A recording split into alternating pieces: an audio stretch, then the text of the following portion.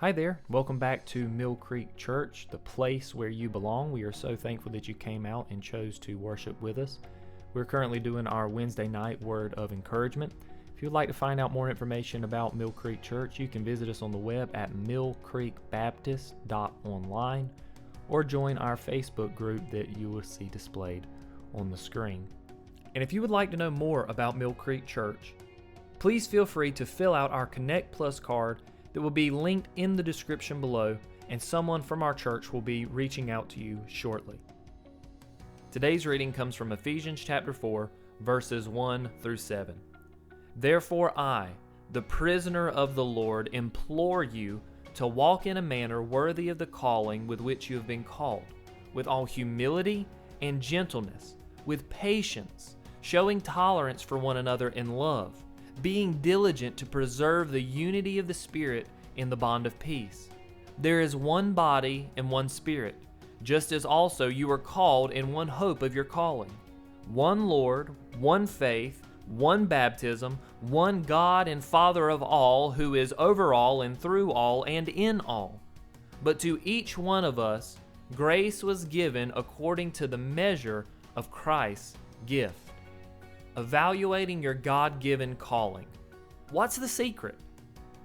If you weren't doing what you're doing right now, what would you be doing instead? I mean, if finances weren't an obstacle, if location wasn't a hindrance, if encouragement would come in droves, what is it that you would be doing? It's a great thought exercise which strips away the habit, ritual, and routine of many people's everyday life to ask the question, what is it that makes you fulfilled? For the Christian, fulfillment comes in Christ Jesus our Lord. So how then do we recognize what He is calling us to do and find reassurance that we aren't blazing our own trail, doing what seems right in our own eyes? I hope to answer that age-old question today in a brief series of 5 headings. The first of these is thinking with a renewed mind, and that comes from Romans 12, verses 1 and 2. Discernment of God's will assumes a renewed mind, a mind that is focused on things above, namely God, His truth, and the application of that truth to everyday living. It is a difficult thing to do in practice because it's not something that happens all at once. It takes time, patience, training, sacrifice, and submission, all words that make the modern man scoff. But that is precisely the point. Your thoughts are to be heavenward, lofty thoughts of service to Christ in anticipation of receiving the crown of service to throw at the feet of the King of Kings.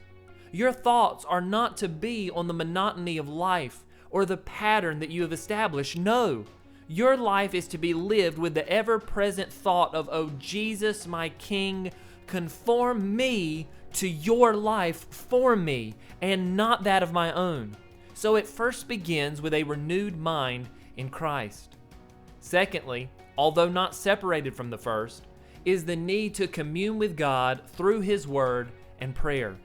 In surveying adults over the age of 18 between the years of 2018 and 2021, Statista finds that 29% to 34% of admitted Christians, get this, never read their Bible, with 13% to 30%, depending on the year, reading more than once per week.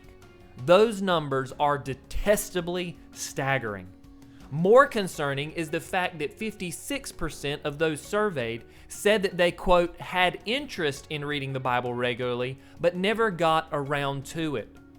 Pew Research has better news when it comes to prayer, though I must bring it to your attention that the survey did not qualify what to pray means, and therefore some data may be misleading. But they find that 79% of evangelical Protestants admit to daily prayer, while Catholics report closer to 59%. Here's why those numbers are important. If you wanted to know what someone was thinking, how they would handle a certain situation, or wanted to know their expectations, who would you consult? Hopefully, it makes sense to the reader that you would consult the source. If you want to operate with a renewed mind, conforming to the image of God, It follows that consultation with God through the means of prayer and His written and preserved Word would be a high priority. The findings suggest the biblical truth of Romans 1, that although the evidence of God is manifest to us, we continue to suppress that truth instead of embracing it. So our second conclusion is that if we want to know and live in the calling of God in our lives, we'd better get serious about consulting our source of life. Thirdly, God equips those whom He has called, and therefore we must be clear to take an honest assessment of our talents, of our abilities, and of our passions. What are you good at doing? Where are your strengths in service? What innate talents do you possess that others see in you, even if you don't recognize them in yourself? And while all of those questions are important, still more fundamental is the attitude or the intention behind those actions. So what or who are you passionate about? What or who is the driving force that, when recognized, means you no longer needed to be prodded or poked to move in a forward direction? In caring for people, as is my job as the pastor of a local church, I cannot tell you how many times I find out that people are working in their jobs simply out of convenience. They fell into it. The money is too good to pass up. There's nothing else that they feel qualified to do. Find your passion and use that as the starting block of establishing your service. My passion is discipleship, of seeing people go from a place of, I kind of get that, to a place of, wow, I have to tell others about this and do it well. That passion is useful in pastoral ministry, but also in counseling, also in teaching, in raising children, in business leadership, and so much more.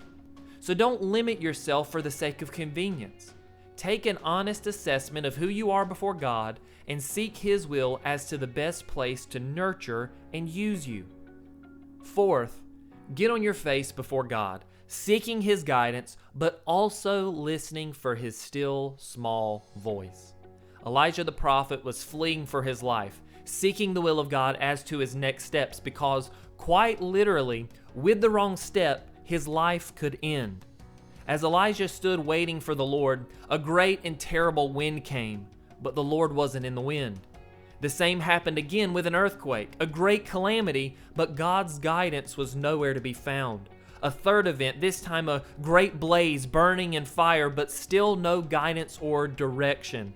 And then, in the gentle breeze, a still, small voice. God spoke and Elijah found his guidance. In the New Testament, we know that the still small voice of 1 Kings 19 is the Holy Spirit impressing upon the life of Elijah the manner in which he should walk, because he was steeped in the revealed word of God, which has once and for all been delivered to the saints. Asking, seeking, and knocking are all valiant efforts, but so is time to rest and listen. Hustle and bustle might just be the noise to keep you from experiencing the prodding of God. Finally, as we wind down our list, be on the lookout for affirmation from godly sources. During my ordination interrogation, it was just a hearing, but interrogation adds the connotation of righteous fear that I possessed walking into that room. I was asked what would happen if the council rejected my request for ordination. Now, the obvious response they were looking for was, well, if I am called by God to preach, then I shall preach and obey God rather than man.